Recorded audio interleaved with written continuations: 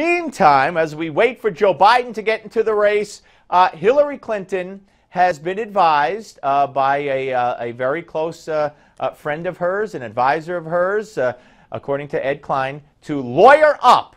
And there are some new email revelations as well. Ed Klein will be here on our panel. But first, I want us all to watch a recent part of a Hillary interview. It is allowed, but you know this, and anybody who works in government knows it's really not encouraged to use your personal email. And I just, do you get how bad it looks? It looks like you set up a personal server, you set up your own email so that you would have control of those emails, and you alone would decide when to release them, whether to release them. And in fact, that is what happened. Well, Savannah, first of all, it was allowed, and I've said it wasn't the best choice. All right, ladies and gentlemen, joining us now to discuss all this and some new revelations, Ed Klein, former editor-in-chief of New York Times Magazine and multiple New York Times best-selling author. Of course, his latest, Unlikeable, The Problem with Hillary, and a little scoop that's going to be on the New York Times bestseller list. And Elura Nanos, she's an attorney and author of How to Talk to Your Lawyer. All right, let's start with you, Ed. You have revealed that very close advisor, longtime advisor and attorney for Hillary Clinton, has advised her to lawyer up. That's right.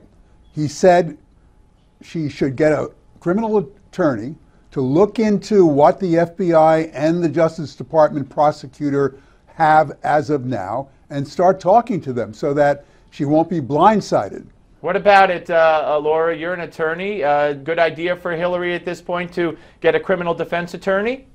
You know, I don't know, because I don't know the facts of what actually happened. So from a legal standpoint, it's always great to have an attorney to be there to protect your interests. And it's, of course, great to have an attorney who's going to tell you what the other side has on you.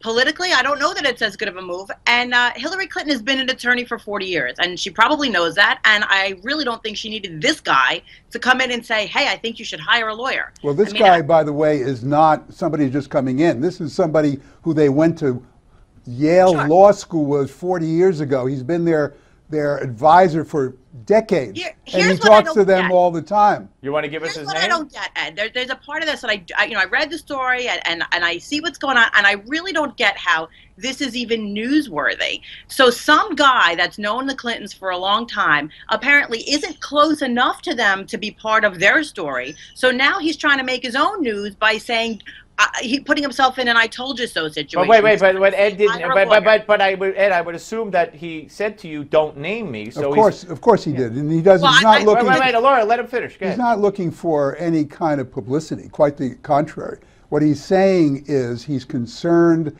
on the basis of his conversations with very important officials in Washington, and he has a lot of contacts. This fellow.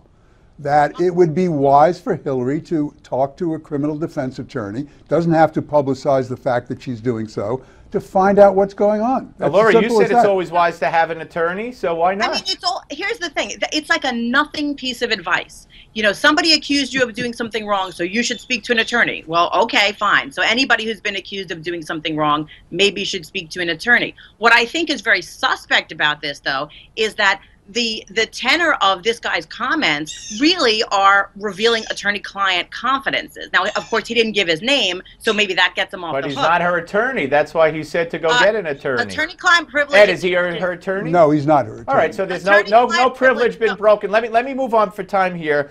We now have, according to Trey Gowdy, the chairman of the Benghazi Committee, new emails show that Hillary's confidant, Sidney Blumenthal, we all know that name, Ed, named a CIA source in an email to Hillary, which again, if you're naming CIA members or CIA agents or anybody affiliated with the CIA in an email into an unprotected email address on a server that's not protected, that we already know reportedly has been hacked and has been attempted to be hacked, that's classified information. You'd have to be a nut job to say that that's not classified information. So how does she defend this, Ed? I don't see how she defends it, quite frankly, because if, in fact, that's what was on her unsecured email server, then we know that this is classified information, and she should have known it too.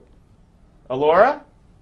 I mean, I can tell you from the facts as you've just stated them, it doesn't sound good, but I don't know that those are the facts. So it's not that I'm defending that I think everything Hillary Clinton did is great. I just don't really know. And I think that these kind of accusations, when they come from all different places, if we're just going to extrapolate from them, I don't really think we're always going to get to the right place. So I just don't know that we can just take those facts at face value and say that that's what happened. Well, we've heard, I mean, I don't know about Well, we that. only know what we hear, and we also heard about North Korean nuclear plans and pictures of North Korean missile sites on her email, and a whole litany of things that anybody would say was classified. Ed, let me ask you about this. You know, you've talked about the war between the quote-unquote mafia families, as you put it, the Clintons and the Obamas, and a battle to the death between the two of them. And the fact of the matter is that Joe Biden seems poised to run.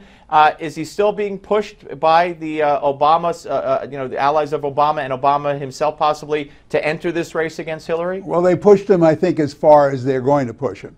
And they've made it pretty clear that if he does run, he will have the backing of the White House. That means, of course... The overt backing? In other words, we support Biden?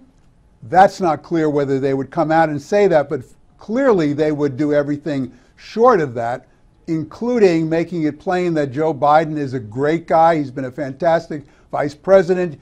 Best choice I ever made is in my president. Which he said already, yeah. Which he said already. I think it's clear to everybody that Biden would be the Obama choice. And Elura, you know, Hillary is now separating herself on many issues, some she's flipped on, to separate herself from Obama, so the stage could be setting itself. I think so, and I think probably nobody's happier about this email thing going on and on and on than Bernie Sanders and Joe Biden, because certainly there's nothing that's nearly that big coming after them. So I mean, yeah, I mean, it's definitely shaping the nature of the rest of this campaign. All right, Elura, Ed, thank you both very, very much. Appreciate you coming on. Have a great weekend. Folks, up next, Gary Johnson, the former Libertarian candidate for president. But first, with Dr. Ben Carson and Donald Trump neck and neck, and of course, Ben Carson is coming up in this show today again. We want to know who your choice is for the 2016 GOP candidate. Go to newsmaxpolls.com and vote now, newsmaxpolls.com.